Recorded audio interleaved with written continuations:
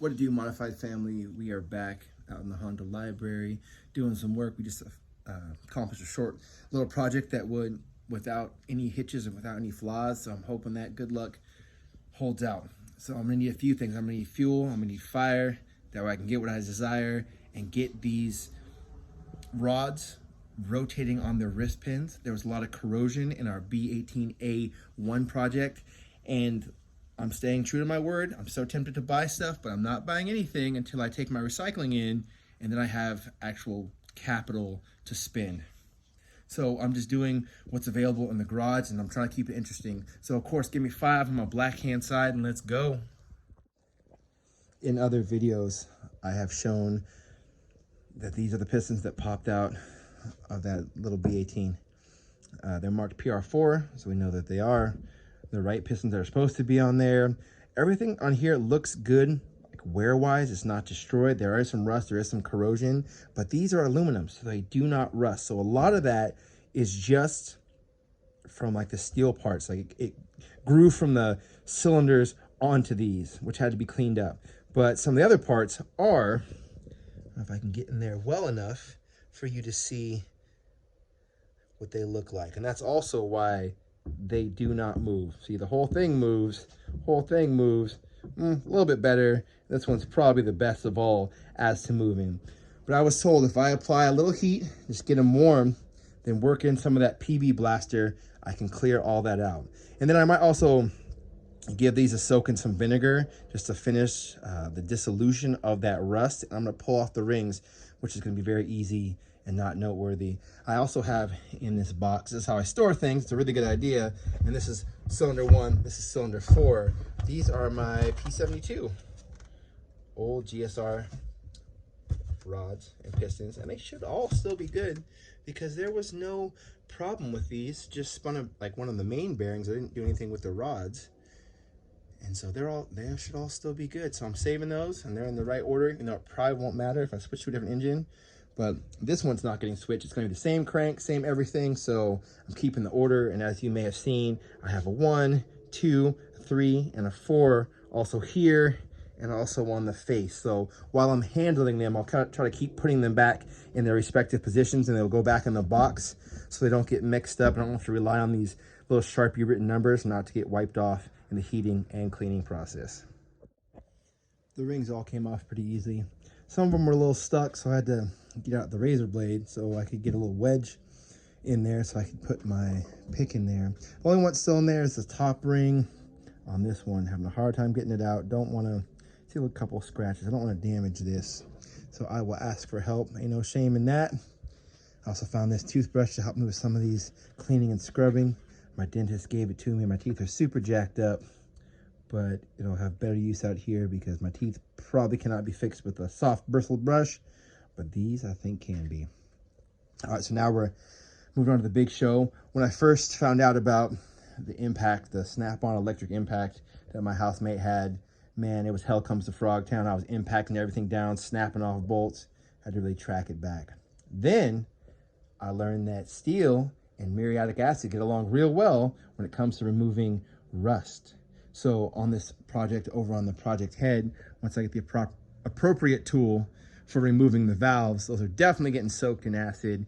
And I was watching a video just today about chem dip carb cleaner. It's like a concentrate, and that is going to help me clean out the combustion chambers and maybe the tops of these. Because yeah, I mean, that was just vinegar, maybe a little scrubbing, so that one's not really dirty.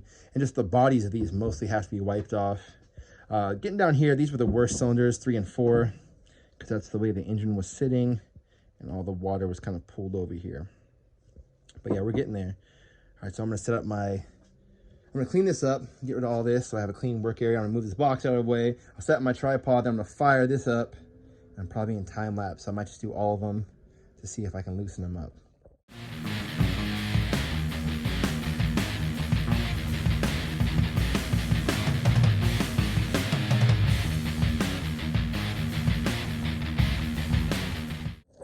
I'm actually going to come out and say I'm really glad that worked. I didn't have much instruction on how that was supposed to work. My housemate said, hey, just put a little bit of heat to them, not too much heat, because you don't want the wrist pins like shift or get out of position from where they are, because these are the factory ones. These are pressed in. So I don't think they have the cool clips like the full floating ones that hold them in. So they're just in there and they're not coming out because they were forced in there with such force.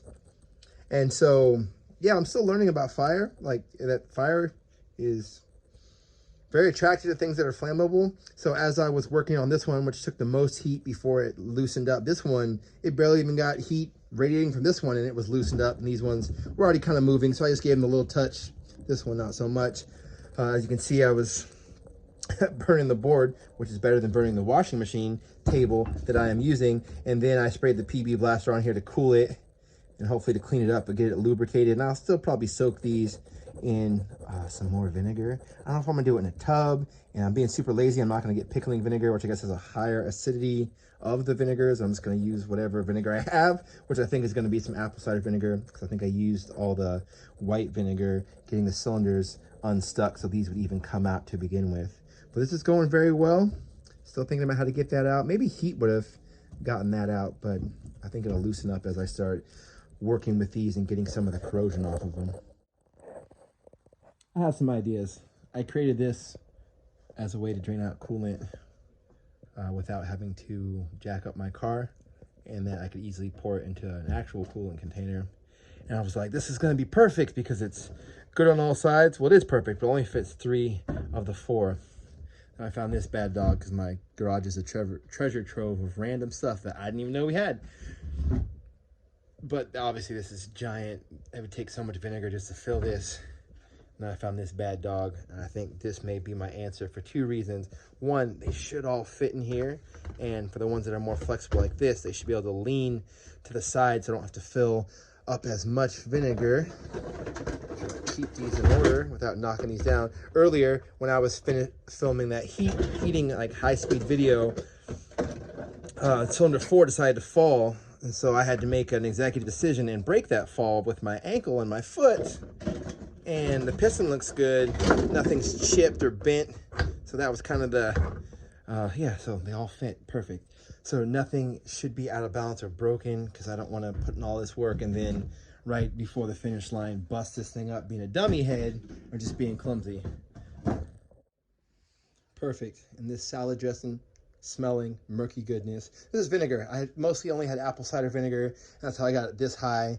And then I had some white vinegar, and I think I might have some coconut vinegar, which I hope they're all equally acidic and have the positive effect with rust and just to clean these up in general. And first I thought, well, I'll just fill these up, because apparently I thought these were watertight.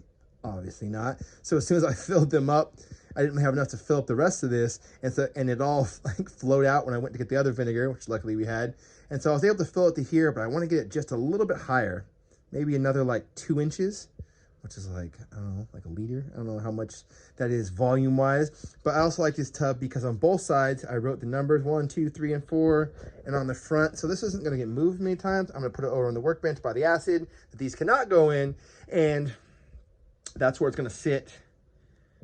And I'll check on it periodically, get the toothbrush out, give it a little rub-a-dub, make sure everything's like moving and articulating. This one already stopped. This one wants to move. This one already stopped wanting to move after we heat it up. So we can always heat it up again, but I would like to get more of that rust off. So this was a short video just in the progress of things that I'm trying. I love to hear ideas. If you've got any good ones, be like, hey, you could have done this, because these are 2 different types of metals. Rods should be steel, whereas pistons are aluminum.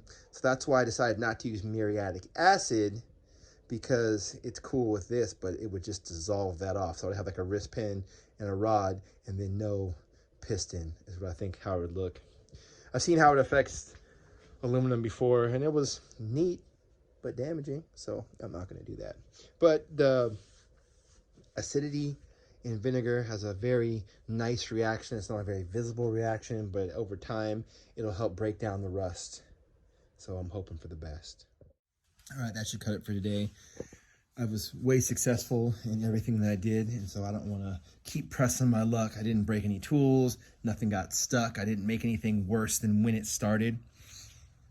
So that's what we're going to call it. There's always so many things to do, and so I'm looking for these little vignettes where I can put the time in, and this cost me 0.